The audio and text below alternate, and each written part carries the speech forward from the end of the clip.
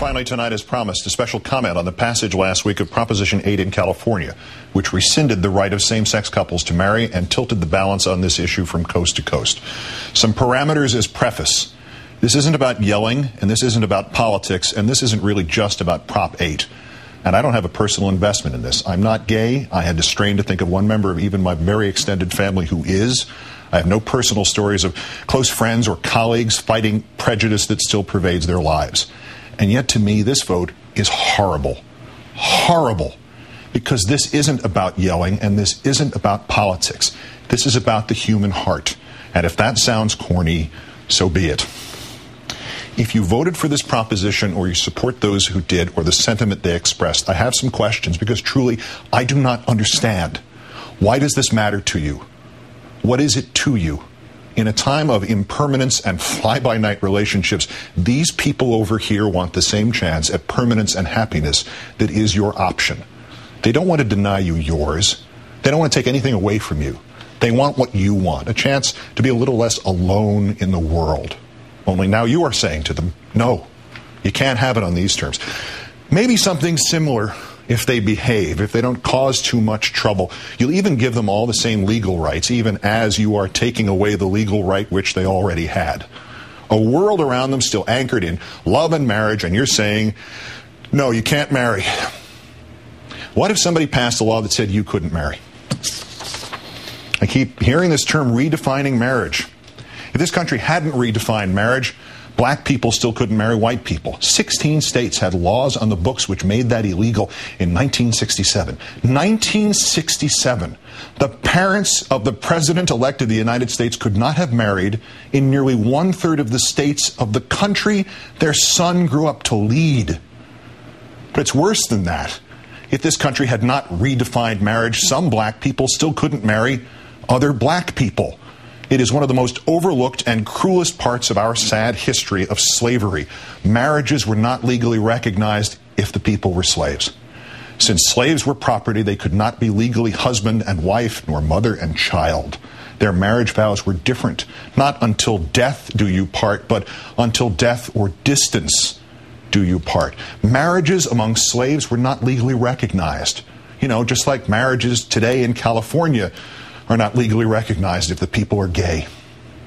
And uncountable in our history are the number of men and women forced by society into marrying the opposite sex in sham marriages, or marriages of convenience, or just marriages of not knowing. Centuries of men and women who have lived their lives in shame and unhappiness, and who have, through a lie to themselves or others, broken countless other lives of spouses and children, all because we said a man could not marry another man, or a woman could not marry another woman. The sanctity of marriage. How many marriages like that have there been? And how on earth do they increase the sanctity of marriage rather than render that term meaningless? What is this to you? Nobody is asking you to embrace their expression of love. But don't you as human beings have to embrace that love?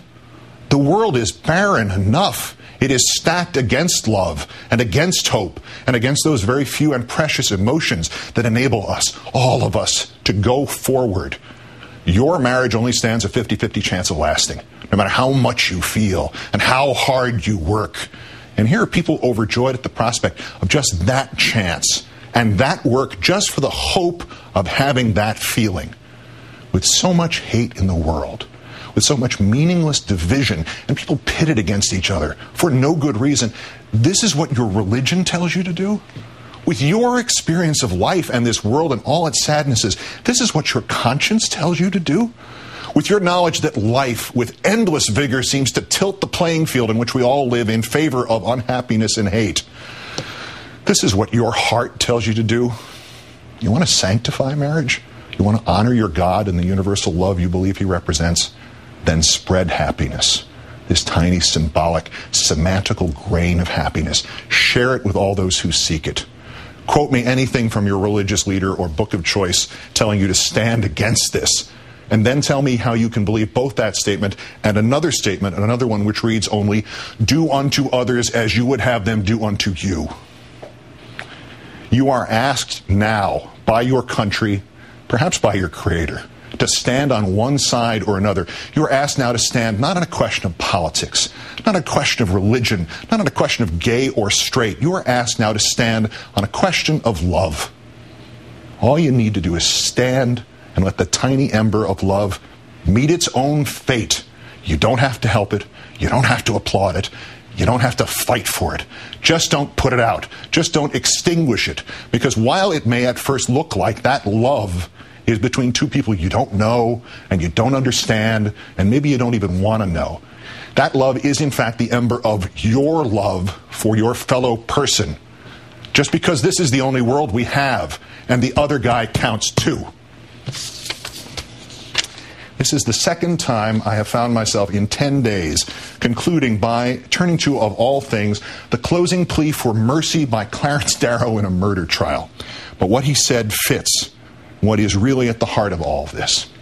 He said, I was reading last night of the aspiration of the old Persian poet Omar Khayyam. This is what he told the judge. It appealed to me as the highest that I can vision. I wish it was in my heart. I wish it was in the hearts of all.